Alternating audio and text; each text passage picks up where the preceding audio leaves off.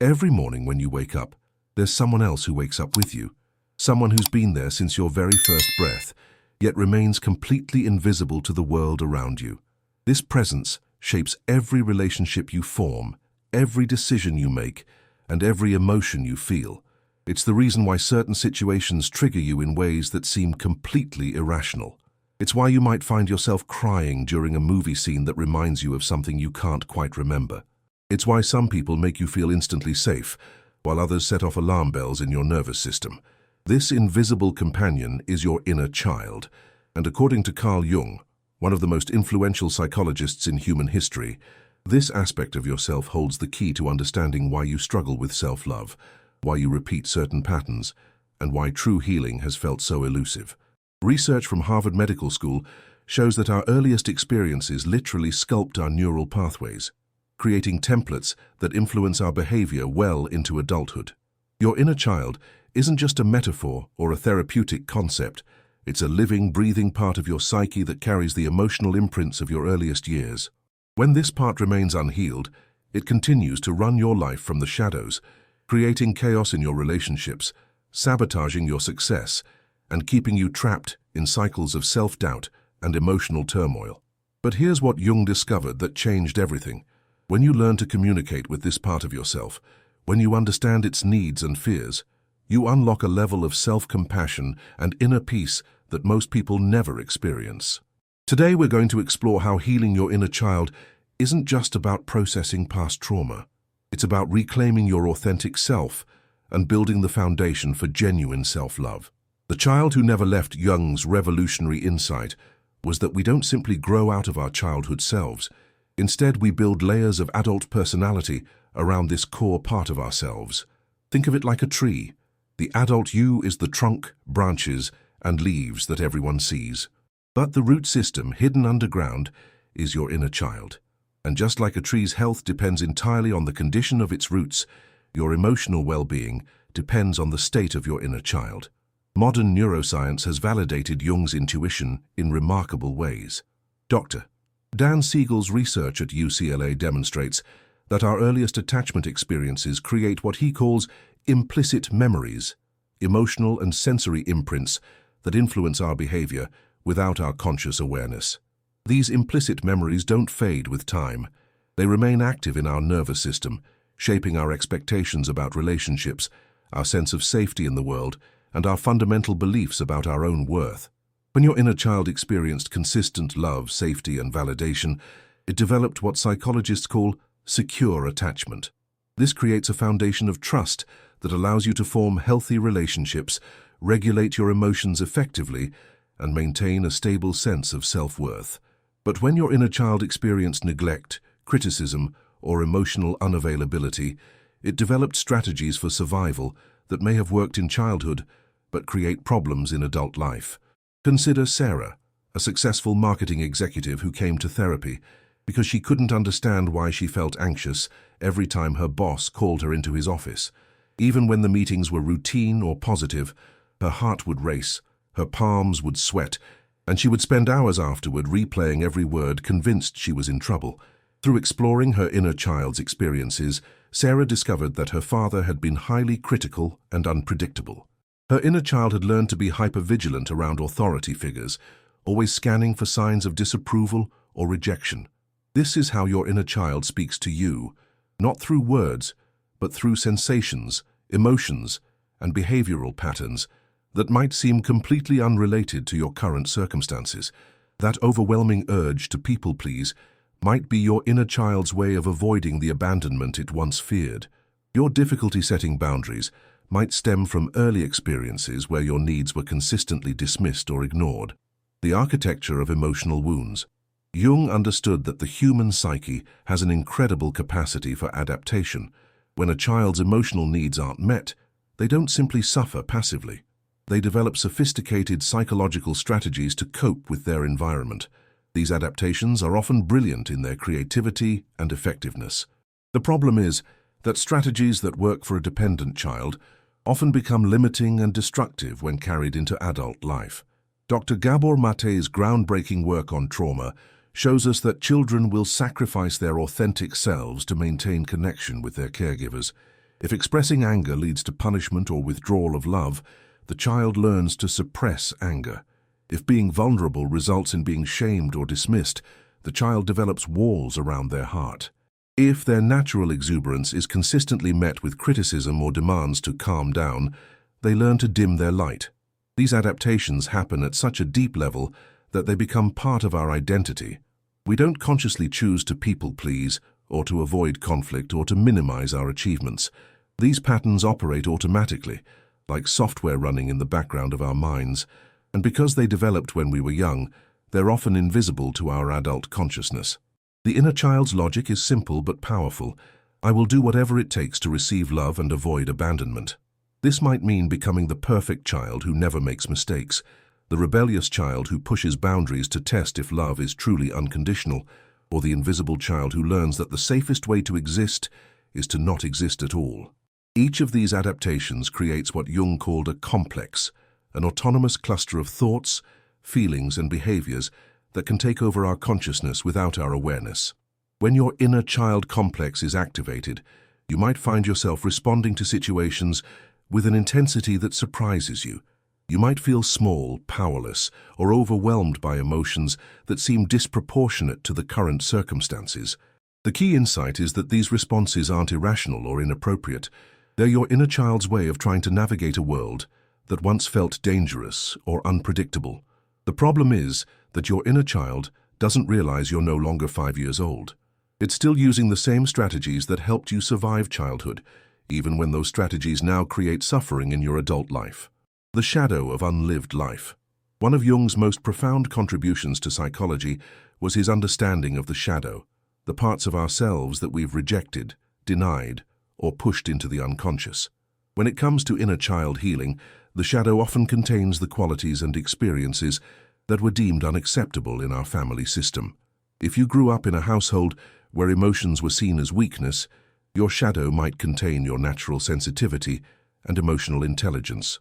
If your family valued achievement above all else, your shadow might hold your capacity for playfulness, creativity, and simply being rather than doing. If you were raised to be good and compliant, your shadow might contain your healthy anger, your ability to set boundaries, and your natural assertiveness. The tragedy is that these shadow qualities often contain some of your greatest gifts. The child who was told they were too sensitive might have incredible empathy and intuition. The child who was criticized for being too dramatic might have natural artistic talents and emotional expressiveness. The child who was punished for being too aggressive might have powerful leadership abilities and the capacity to stand up for what's right. Research from the Institute of HeartMath shows that emotional suppression doesn't just affect our psychological well-being. It creates measurable changes in our heart rate variability, immune system function, and stress hormone levels. When we deny parts of ourselves, we literally fragment our energy and compromise our health.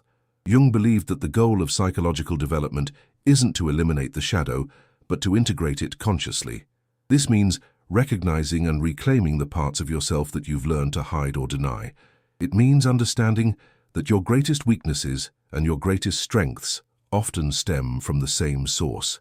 For your inner child, shadow integration means giving yourself permission to feel and express the full range of human emotions. It means recognizing that your sensitivity isn't a flaw to be fixed, but a superpower to be honored. It means understanding that your need for connection and validation isn't pathological, but fundamentally human. This process requires tremendous courage because it means challenging the beliefs and patterns that have kept you safe, even if they've also kept you limited. It means risking the disapproval of others in order to reclaim your authentic self. But the reward is immense. When you integrate your shadow, you become whole. You no longer need to hide parts of yourself or exhaust yourself trying to be perfect. You can show up as you truly are. The neuroscience of emotional healing. Modern brain research has revolutionized our understanding of how trauma affects the developing mind and how healing occurs. Dr. Bessel van der Kolk's groundbreaking work shows that traumatic experiences, and this includes the small t traumas of childhood emotional neglect, create lasting changes in brain structure and function. The developing brain is designed to adapt to its environment. If that environment feels safe and nurturing, The brain develops robust neural pathways for emotional regulation, secure attachment, and healthy stress response. But if the environment feels threatening or unpredictable, the brain prioritizes survival over growth, creating neural patterns that remain hypervigilant to danger. This explains why your inner child might react to current situations as if they were life-threatening, even when your rational mind knows you're safe. Your amygdala, the brain's alarm system, learn to sound the emergency signal in response to certain triggers. A raised voice, a disappointed look, or even a slight change in someone's tone might activate the same neural pathways that helped you survive childhood. The revolutionary discovery is that the brain maintains its capacity for change throughout life. This neuroplasticity means that the patterns established in childhood can be rewired through conscious practice and healing work.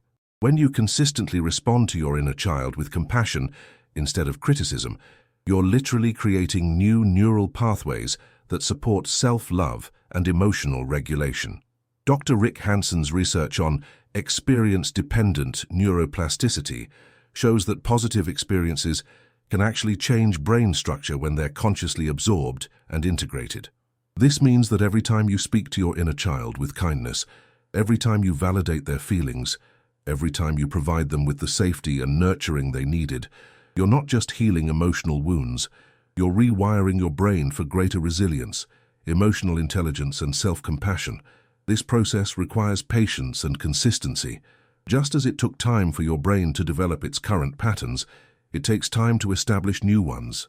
But the changes are real and measurable. Brain scans of people who've engaged in inner child healing work show increased activity in areas associated with emotional regulation, self-compassion, and secure attachment. The language of your inner child. Your inner child doesn't communicate through words the way your adult self does. Instead, it speaks through sensations, emotions, images, and behavioral patterns. Learning to understand this language is crucial for healing because it allows you to recognize when your inner child is trying to get your attention and what it might need from you. Physical sensations are often the first way your inner child communicates. A tightness in your chest might signal that your inner child feels unsafe or unsupported. A knot in your stomach might indicate that something in your environment reminds them of past hurt. Sudden fatigue might mean your inner child is overwhelmed and needs rest and nurturing. Emotional reactions that seem disproportionate to the current situation are another common way your inner child speaks. If you find yourself feeling devastated by a friend's cancelled plans, your inner child might be remembering times when promises were broken or when you felt abandoned. If you become enraged by someone's criticism, your inner child might be defending against the shame and inadequacy they learned to feel in childhood. Dreams and daydreams often contain messages from your inner child. Jung believed that dreams were letters from the unconscious, and inner child dreams often involve themes of being lost, searching for home, or interacting with children or childhood figures. These dreams might be showing you what your inner child needs, or revealing unconscious patterns that need attention. Behavioral patterns and relationship dynamics also carry messages from your inner child. If you find yourself consistently attracted to partners who are emotionally unavailable, your inner child might be trying to resolve the dynamic they experienced with caregivers. If you struggle to ask for help or accept support, your inner child might have learned that independence was the only way to stay safe. The key is to approach these communications with curiosity rather than judgment. Instead of criticizing yourself for having an irrational reaction, you can ask yourself, what is my inner child trying to tell me right now? What do they need from me in this moment?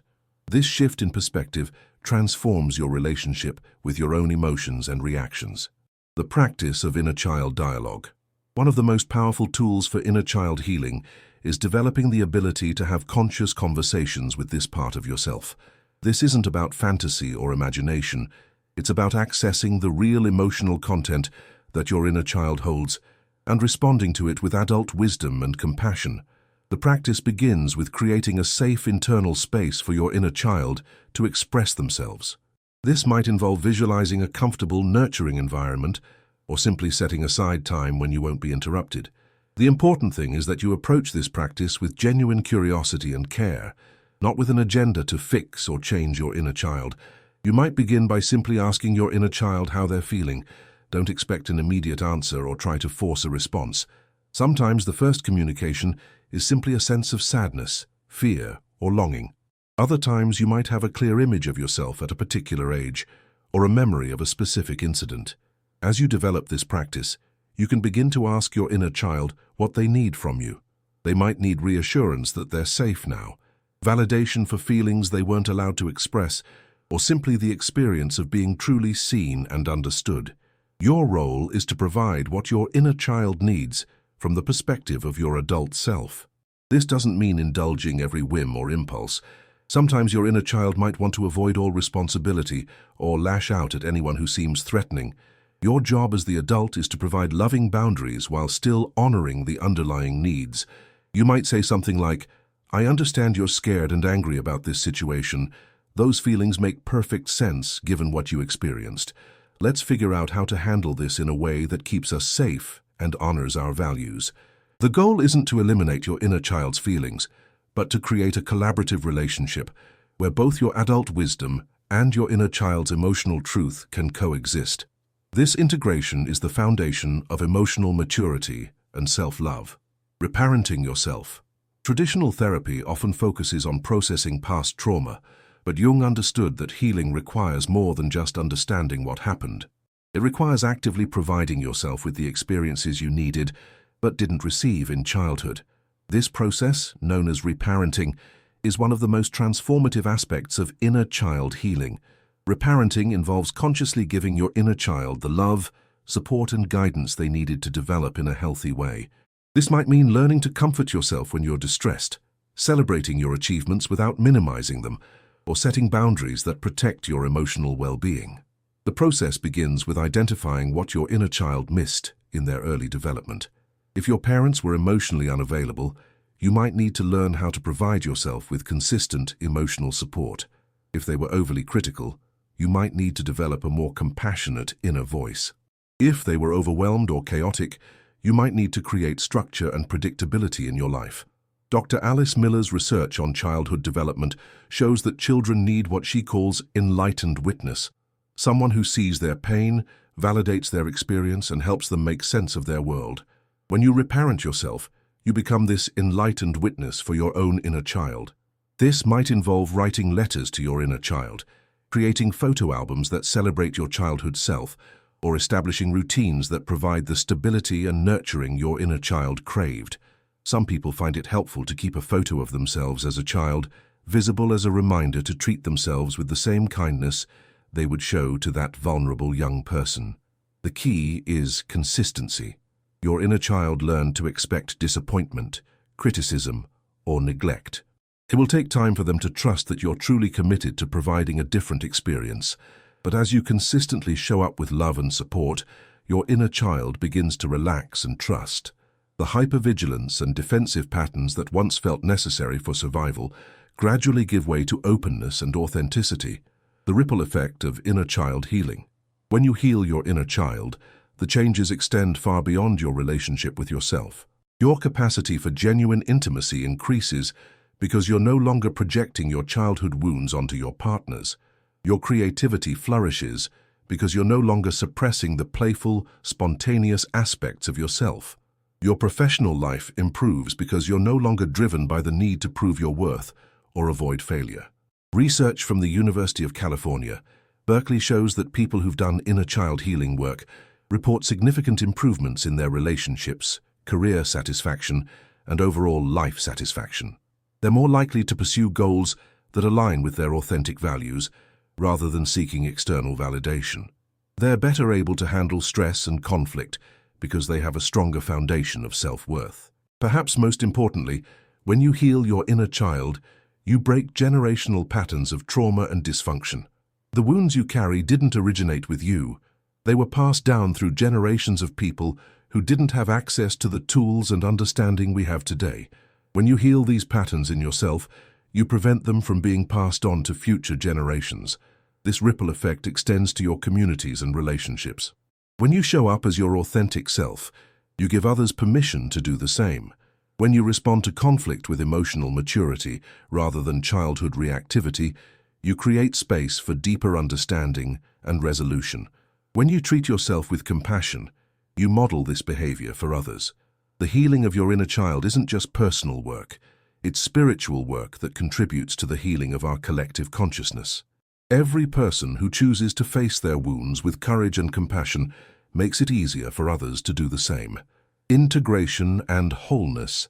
Jung's ultimate goal wasn't to heal the inner child as a separate entity, but to integrate all aspects of the psyche into a unified whole. This integration is what he called individuation, the process of becoming who you truly are at the deepest level. When your inner child is healed and integrated, you don't lose your adult capabilities or wisdom. Instead, you gain access to the full spectrum of human experience. You can be both strong and vulnerable, wise and playful, independent and connected. You no longer need to choose between being responsible and being spontaneous, between being successful and being authentic. This integration manifests in countless ways. You might find yourself more creative and innovative because you're not suppressing your natural curiosity and imagination. You might discover that you're more emotionally intelligent because you're no longer afraid of your own feelings. You might realize that you're more confident and assertive because you're no longer trying to earn love through compliance. The process of integration is ongoing. There will be times when your inner child feels scared or hurt, and you'll need to provide comfort and reassurance. There will be situations that trigger old patterns, and you'll need to consciously choose a different response. But as you continue to practice compassion and awareness, these moments become opportunities for deeper healing rather than sources of shame or regression. The goal isn't perfection but wholeness. It's about creating a life where